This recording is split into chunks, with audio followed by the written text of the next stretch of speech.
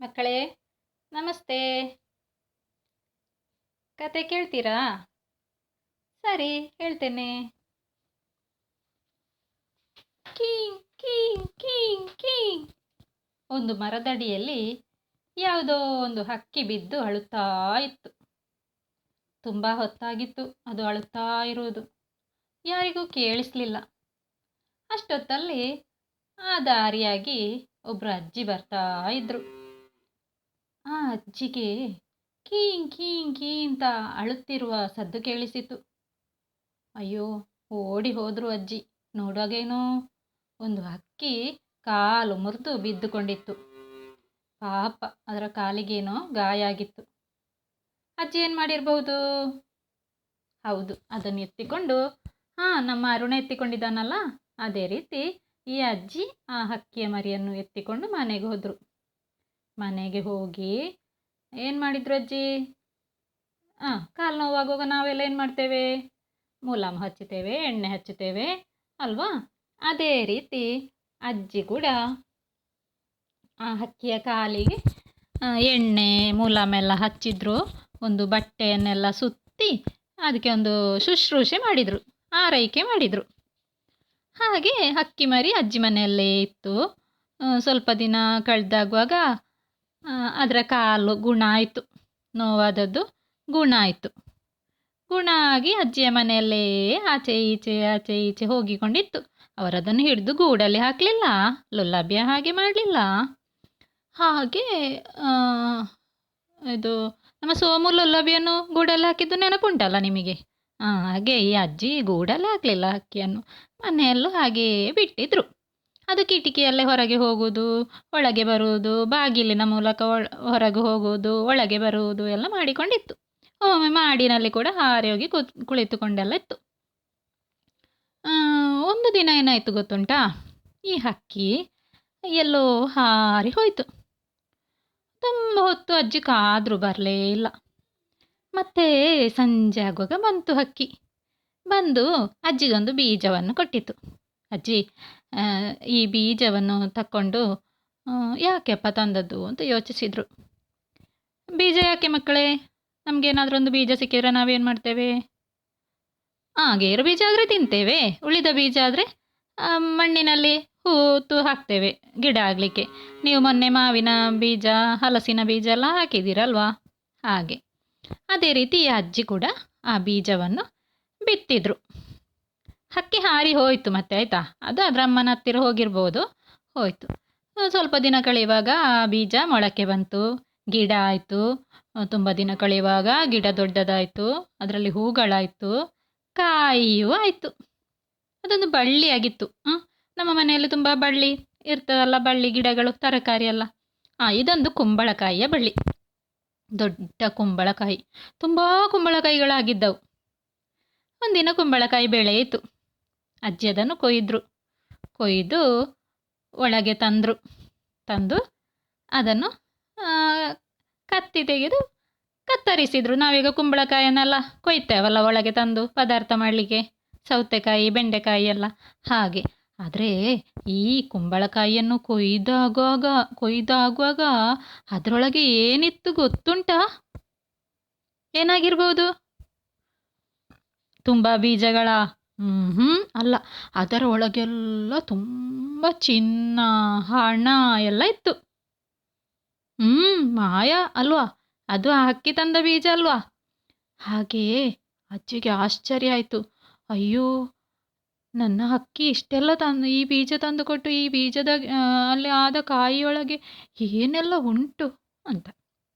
ಹಾಗೆ ಅಜ್ಜಿ ಏನು ಮಾಡಿದರು, ಅದನ್ನೆಲ್ಲ ಮಾರಿ ಅವರಿಗೆ ತುಂಬ ಹಣ ಸಿಕ್ಕಿತು. ಅದರಲ್ಲಿ ಅವರು ಚಂದದ ಒಂದು ಮನೆ ಕಟ್ಟಿದರು. ಮೊದಲು ಹಕ್ಕಿ ಬರುವಾಗ ಅಜ್ಜಿಗೆ ಒಳ್ಳೆ ಮನೆ ಇರಲಿಲ್ಲ. ಈಗ ಅಜ್ಜಿಗೆ ಒಂದು ದೊಡ್ಡ ಮನೆ ಎಲ್ಲ ಆಯಿತು, ಚಂದ ಆಯಿತು. ಅಜ್ಜಿಗೆ ಒಳ್ಳೆ ಒಳ್ಳೆ ಬಟ್ಟೆ ಬರೆಲ್ಲ ಆಯಿತು, ಆಹಾರ ಎಲ್ಲ ಚಂದದ್ದು ತಂದು ತಿಂದರು. ಇದನ್ನೆಲ್ಲ ಹತ್ತಿರದ ಮನೆಯವರು ಸಹ ನೋಡ್ತಾ ಇದ್ರು. ನಮ್ಮ ನೆರೆಕರೆಯಲ್ಲೆಲ್ಲ ಮನೆಗಳಿವೆ ಅಲ್ಲ, ಹಾಗೆಯೇ ಅಜ್ಜಿಯ ಮನೆಯ ಹತ್ತಿರ ಇರುವವರೆಲ್ಲ ನೋಡ್ತಾ ಇದ್ರು. ಈ ಅಜ್ಜಿ ಹೇಗೆಪ್ಪ ಇಷ್ಟು ಶ್ರೀಮಂತೆ ಆದದ್ದು? ಎಲ್ಲರೂ ಬಂದರು ಅಜ್ಜಿಯಲ್ಲಿ ಕೇಳಲಿಕ್ಕೆ. ಎಂತಕ್ಕ ನಿಮ್ಮ ಸಂಗತಿ? ನೀವು ಹೇಗೆ ಹೀಗೆ ಆದದ್ದು? ಇಷ್ಟು ಶ್ರೀಮಂತರದ್ದು ಹೇಗೆ ಅಕ್ಕ ಅಂತೆಲ್ಲ ಕೇಳಿದರು. ಪಾಪ ಈ ಅಜ್ಜಿ ಸತ್ಯ ಹೇಳಿದರು ಮರದಡಿಯಲ್ಲಿ. ಏನು ಅಂತ ಸತ್ಯ ಹೇಳಿದರು? ಹಾಂ, ಹೌದೌದು. ಮರದಡಿಯಲ್ಲೊಂದು ಹಕ್ಕಿ ಕಾಲು ಮುರಿದು ಬಿದ್ದಿತ್ತು. ನಾನು ಅದನ್ನು ತಂದು ಅದಕ್ಕೆ ಮದ್ದೆಲ್ಲ ಹಚ್ಚಿ ಶುಶ್ರೂಷೆ ಮಾಡಿದೆ. ಮತ್ತೆ ಅದು ಹುಷಾರಾಗಿ ಹಾರಿ ಹೋಯಿತು. ಹೋಗಿ ಬಂದು ನನಗೊಂದು ಬೀಜ ತಂದು ಕೊಟ್ಟಿತು ಅಂತೆಲ್ಲ ಹೇಳಿದರು. ಹೌದಾ? ಓ, ಅದು ಆಗೋ ಸಂಗತಿ ಅಂತ ಎಲ್ಲರಿಗೂ ಆಶ್ಚರ್ಯ ಆಯಿತು. ಅದರಲ್ಲಿ ಮತ್ತೊಂದು ಅಜ್ಜಿದ್ರು. ಆ ಅಜ್ಜಿಗೆ ಒಂದು ಯೋಚನೆ ಬಂತು. ನನ್ನ ಮನೆ ಕೂಡ ಅಷ್ಟೊಂದು ಒಳ್ಳೆಯದಿಲ್ಲ, ನನಗೂ ಒಂದು ಒಳ್ಳೆ ಮನೆ ಕಟ್ಟಬೇಕು. ನೋಡೋಣ ಈ ಅಜ್ಜಿಯ ಹಾಗೆ ನನಗೂ ಆಗ್ತದೆ ಇಲ್ವಾ ನೋಡುವ ಅಂತ. ಹಾಗೆ ಮರುದಿನ ಈ ಅಜ್ಜಿ ಏನು ಮಾಡಿದ್ರು ಗೊತ್ತುಂಟ? ಕಾಡಿನಲ್ಲಿ ಹೋಗಿ ಒಂದು ಮರದ ಅಡಿಯಲ್ಲಿ ಕಾದು ಕುಳಿತರು. ಕೈಯಲ್ಲೊಂದು ಬಿಲ್ಲು ಬಾಣವನ್ನು ಹಿಡ್ಕೊಂಡ್ರು. ನೋಡಿ, ನಿಮ್ಮಲ್ಲೆಲ್ಲ ಆಟದ ಬಿಲ್ಲು ಬಾಣ ಉಂಟಾ? ಅಂಥ ಬಿಲ್ಲು ಬಾಣ ಈ ಅಜ್ಜಿ ಹಿಡ್ಕೊಂಡು ಮರದ ಅಡಿಯಲ್ಲಿ ಕೂತ್ಕೊಂಡ್ರು. ಹಕ್ಕಿಗಳು ತುಂಬ ಮರಕ್ಕೆ ಬರ್ತಾವಲ್ಲ ಹಣ್ಣುಗಳನ್ನೆಲ್ಲ ತಿನ್ನಲಿಕ್ಕೆ. ಈ ಅಜ್ಜಿ ಬಾಣ ಬಿಟ್ಟು ಒಂದು ಹಕ್ಕಿ ಕೆಳಗೆ ಬೀಳುವ ಹಾಗೆ ಮಾಡಿದರು. ಬಿದ್ದಾಗ ಹಕ್ಕಿಗೆ ಏನಾಗಿರಲಿಲ್ಲ, ಸ್ವಲ್ಪ ಪೆಟ್ಟಾಗಿತ್ತಷ್ಟೇ. ಆದರೆ ಈ ಅಜ್ಜಿ ಏನು ಮಾಡಿದ್ದು ಗೊತ್ತುಂಟಾ? ಆ ಹಕ್ಕಿಯ ಕಾಲನ್ನು ಹಿಡಿದು ತುಂಡು ಮಾಡಿ ಮನೆಗೆ ತಗೊಂಡು ಬಂದರು. ಮನೆಗೆ ತಂದು ಆ ಕಾಲಿಗೆ ಎಣ್ಣೆ ಹಚ್ಚಿದ್ರು, ಮುಲಾಮು ಹಚ್ಚಿದ್ರು, ಬ್ಯಾಂಡೇಜ್ ಹಾಕಿದ್ರು, ಮನೆಯಲ್ಲಿ ಒಂದು ರೂಮಿನೊಳಗೆ ಕೂಡಿ ಹಾಕಿದ್ರು. ಯಾಕೆ, ಇದೆಲ್ಲಾದರೂ ಹಾರಿ ಹೋದರೆ ಅಲ್ವಾ, ಅದಕ್ಕೆ ಅಜ್ಜಿ ಒಂದು ರೂಮಿನೊಳಗೆ ಆ ಹಕ್ಕಿಯನ್ನು ಕೂಡಿ ಹಾಕಿತ್ತು. ಪಾಪ ಹಕ್ಕಿ ನೋವಿನಿಂದ ಅಳ್ತಾ ಇತ್ತು. ಆದರೂ ಈ ಅಜ್ಜಿ ಬಿಡಲಿಲ್ಲ. ಸರಿ, ತುಂಬ ದಿನ ಕಳೆಯುವಾಗ ಆ ಹಕ್ಕಿಯು ಹುಷಾರಾಯಿತು. ಹಕ್ಕಿ ಹುಷಾರಾಗಿ ಆದಾಗ ಈ ಅಜ್ಜಿ ಏನು ಮಾಡಿದ್ರು ಗೊತ್ತುಂಟಾ? ಕಿಟಕಿಯಲ್ಲೇ ಅದನ್ನು ಬಿಟ್ಟರು, ಇದು ಹಾರಿ ಹೋಗಲಿ ಅಂತ. ಹೋದರೆ ಬೀಜ ತರ್ಬೋದಲ್ಲ, ಹಾಗೆ ಹಾಗೆ ಹಕ್ಕಿ ಹಾರಿ ಹೋಯಿತು. ಸ್ವಲ್ಪ ಹೊತ್ತಲ್ಲೇ ಹಕ್ಕಿ ಬಂತು. ಬರುವಾಗ ಏನಿತ್ತು? ಅದರ ಬಾಯಿಯಲ್ಲೂ ಬೀಜ ಇತ್ತು. ಈ ಅಜ್ಜಿಗೆ ಬಹಳ ಖುಷಿಯಾಯಿತು. ಬೀಜ ತಂದಿತ್ತಲ್ಲ. ಕೂಡಲೇ ಈ ಅಜ್ಜಿ ಹೋದರು, ಮಣ್ಣನ್ನು ಅಗೆದ್ರು, ಬೀಜ ಹಾಕಿದ್ರು, ನೀರು ಹೊಯ್ದ್ರು. ತುಂಬ ದಿನ ಕಳೆಯುವಾಗ ಆ ಬೀಜದಿಂದಲೂ ಗಿಡ ಬಂತು. ಅದು ಒಂದು ಬಳ್ಳಿ ಆಯಿತು. ಆ ಬಳ್ಳಿಯಲ್ಲಿ ಹೂಗಳಾದವು, ಕುಂಬಳಕಾಯಿಗಳಾದವು. ಈ ಅಜ್ಜಿಗೆ ಖುಷಿ ಆಯಿತು. ನನ್ನಲ್ಲಿ ಕೂಡ ಆಯ್ತು ಈಗ ಕುಂಬಳಕಾಯಿ.